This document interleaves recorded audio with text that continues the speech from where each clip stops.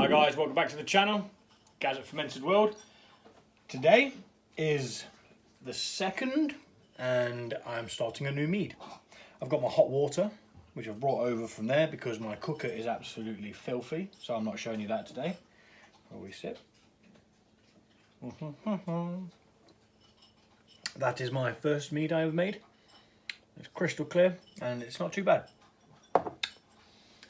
So, I asked my mate, if you could have absolutely anything in a mead, what would you want? And he said, marshmallow and chocolate. I was like, really? And he's like, well, you did ask. So, we're going to try it. See if it bloody works. Not sure whether it will.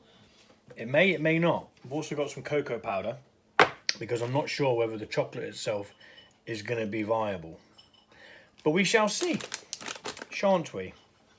So I'm just using some cheap honey, which costs about 70p per jar.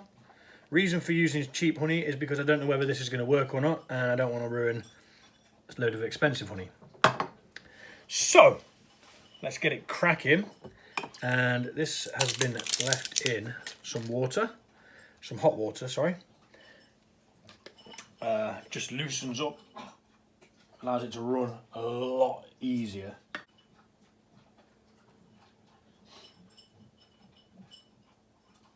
And then we're going to mix this.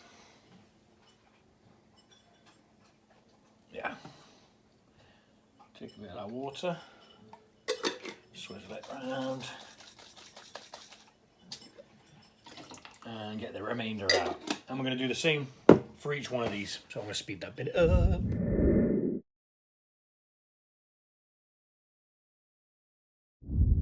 Right, so 2 litres of hot water, boiled. Added 1,360 grams of honey, which seems like a lot of honey, but it's going to get fermented anyway, so there'll only be a small amount left. We're going to mix that in. It mixes really, really easy into hot water, which is why I now used the hot water method, which I got from one of the mead books called Big Book of Mead Recipes. It's got tons of different recipes in there. And that is done. It is literally already done. There's no honey left over that isn't dissolved into the water. It is all in there now, into that. So that's the base. Now, I'm going to add approximately 50 grams of cocoa powder.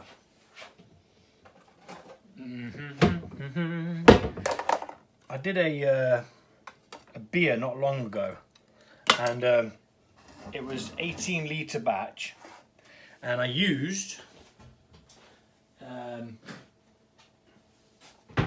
think it was about I used the whole 200 in an 18 litre, and there was plenty of chocolate flavour.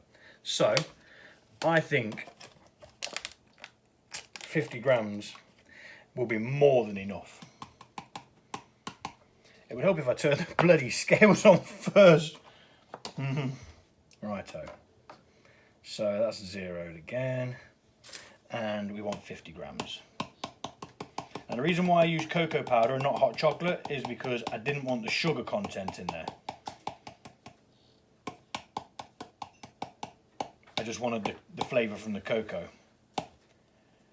That's 51, but I can't bother taking any out. So then we're going to mix all that back up into there. Just close that off, put the lid on. Get me stirrer. Now this sometimes doesn't want to play ball. Now with the other one, it didn't go in very well, but eventually it had all sorted itself. Now instantly, massive chocolate flavour, or smell, sorry, aroma. Massive. I mean, you can't really see from there, but let's bring this over here a sec. It is dark as you like now, which is good. It's going to give us that flavour that we want. There we go. And mixy, mixy, mix. The reason why I use 2 litres of water, because we're going to want to add cold water to the finished product, and we don't really want to go over the 4.5 litre mark. Obviously, when you use 2 litres of water, you then add honey. Well, that's in grams, so that amount of honey is probably 75 centilitres ish, maybe. Got to break these little noggins up. Don't really want them chunky bits in there. But now it's gone from that golden colour to a murky brown, which is exactly what I wanted. So we've got the chocolate. Now, I might not even bother with that chocolate bar in there, as I think this is going to do exactly what I want it to do. In fact, yeah, I'm not going to use it.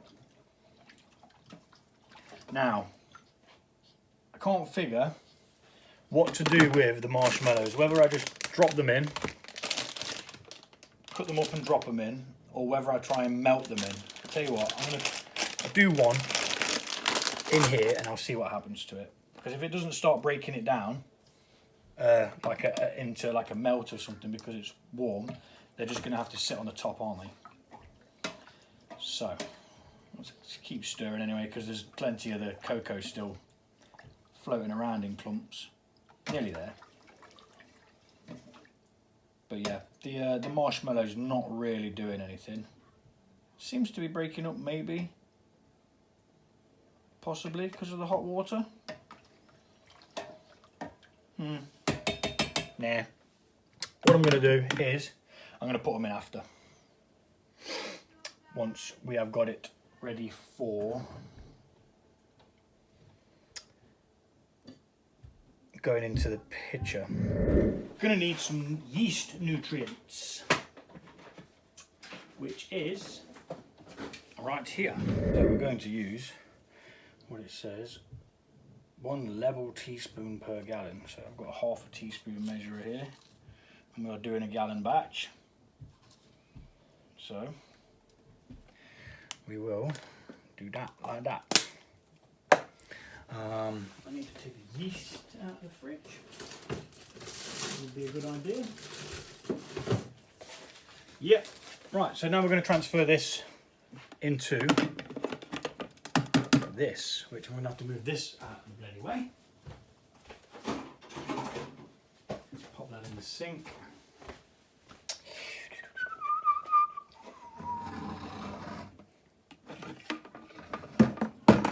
And then we can see how much we've actually got and what we're working with, and how much more water we will need to add. Hot liquid, so be careful.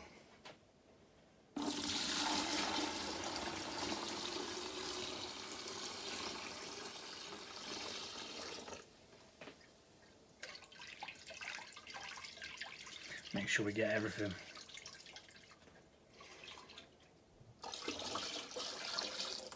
We want it all. I'll just move that out of the way now. Yeah, the marshmallows does seem to be breaking down a bit. Maybe.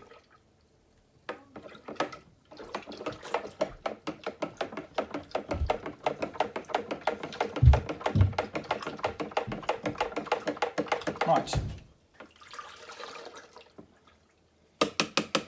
So that's about 3 litres. So we're going to add some cold water to this now before we put it into the glass so that it doesn't shock it. Cold water. And we want to make sure if we go up to the 4 litres, it gives us a bit of playroom for the marshmallows. And my spoon's now over here. Backwards and forwards, backwards and forwards. So mix that in.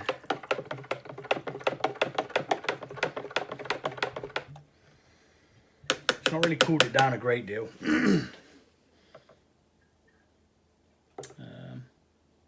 It's not actually registering a temperature, so I'm assuming it's above 40. Which means we're going to have to let that cool down. marshmallows. Right. So, while that is cooling down in the sink, because it's a little bit too hot to work with at the moment, I've just lost that one. Nearly. That was close. I'm going to chop these up smaller so that the yeast, when it's put in, can work on this bit, that bit, that bit, and that bit, instead of just the mass of the outside. Therefore, hopefully releasing more flavour. Hopefully. Whether these are even going to do anything, add anything to it, I really, really can't tell. I hope it does, because otherwise I'll be a bit stumped if it doesn't, because I can't think of anything else to create the marshmallow flavour with. I'm not even sure if these are the right marshmallows. They taste a bit different. There is a marshmallow flavour, but these are camellos, whatever that means. Who knows? I don't pretend to understand. So there. Chop, chop, choppy.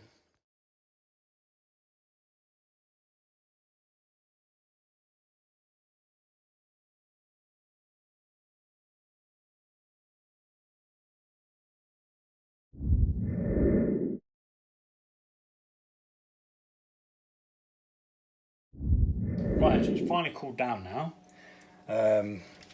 And all that's left to do is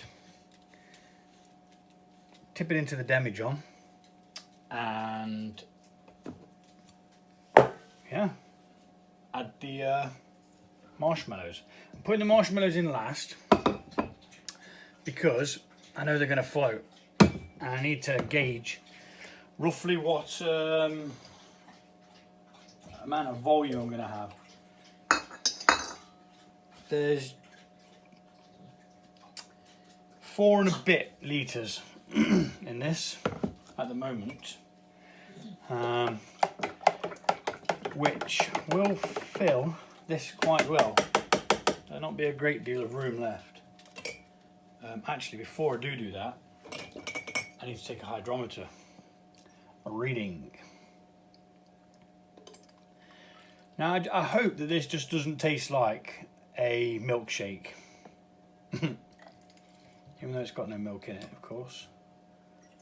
But it's got a hell of a lot of sugar in. And I'll say hell of a lot, but quite a lot of cocoa powder.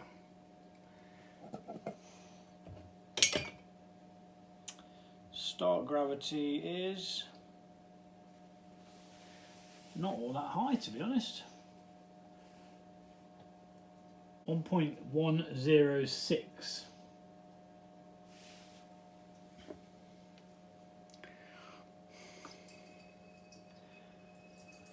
Ha ha ha ha ha ha. 1.106. Make a note of that. Like I am now. Not. Right, I'm going to speed this bit up because it takes foot.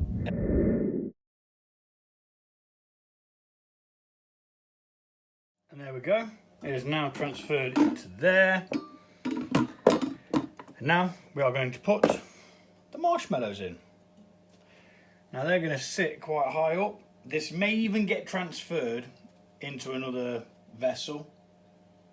It may not. We'll see what happens. I'm going to speed this bit up because it's going to take a while.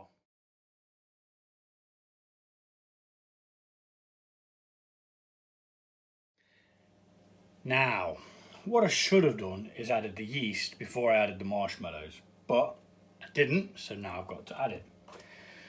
And I am possibly already thinking about taking this out of this vessel because most of the marshmallows not even getting submerged, because obviously it's just floating to the top. Whether that will change as I don't know if they're going to mulch down at all or like that, but the problem I've got is I'm not going to be getting all that flavour from it. I'm going to think about what I'm going to do and then I'll be back. Right, so I've decided I'm going to transfer it from this into there. Once the bubbles start coming up from the fermentation, there's every possibility it's going to force this up, kind of like a raft, and then it's going to end up coming out the top. So what I'm going to do is I'm going to use one of my bigger jugs buckets, which are okay. I've used them a couple of times now. The seal isn't all that great, so if you want 100% sealed, then probably not the best bucket. But that said, it does give an airlock pressure, so there's, you know, enough seal in there for it to cause the pressure to build up. Yeah, the mead that I'd brewed in it, there was no contamination. It tasted good. So for me, they're okay, but some people might be a bit. So anyway, right, I'm going to tip that into there. I'm going to not speed it up because if anything goes wrong, I want you to be able to see it. Now, it's going to glug quite rapidly, I think. Let's just get it in.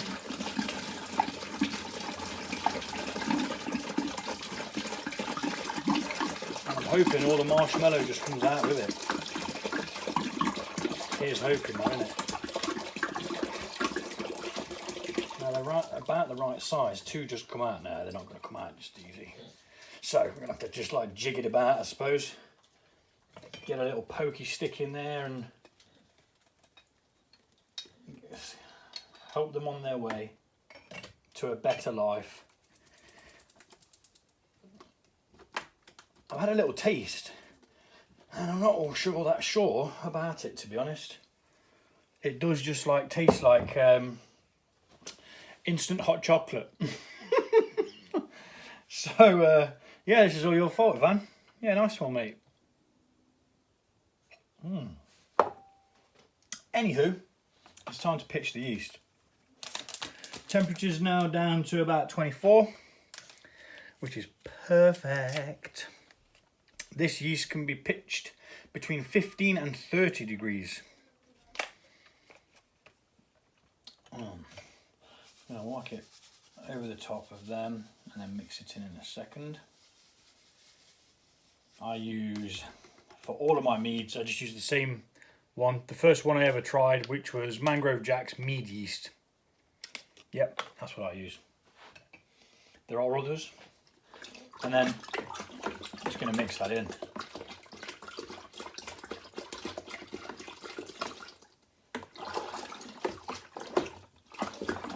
Agitate it, get some oxygen in there as well, although it's been oxygenated by from the pitcher into the demijohn and then from the demijohn into there, so not really much need for it.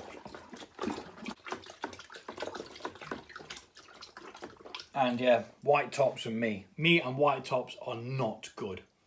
I've got cocoa powder smell on it, so if it does stain it, I'm just going to tie-dye it so no one will know. Everyone will just think that it's supposed to be there. The power of tie-dye. Right, yeast is in, yeast nutrients are in. That's it. It's literally a case of cover the lid up, airlock, and watch it go. There is nothing else for it. Unfortunately, yeah, like I said, I'm gonna say I don't really like putting things in this bucket. It's not because of anything to do with the bucket. Well, it is. It's just you can't see through it. I like to be able to see the bubbles. It's a good sign of what's going on. You know, get a better understanding of what's cracking off. Why is that sucking that in there? Bloody hell! That's not what you want. It's just sucked a load of flipping. What's it in there? Sanitizing liquid. Yay! So it could be ballsed up before it even starts. Be quiet. And there you go. That's that. We'll just let it go, see what happens. Peace. Thanks for watching. Take it easy.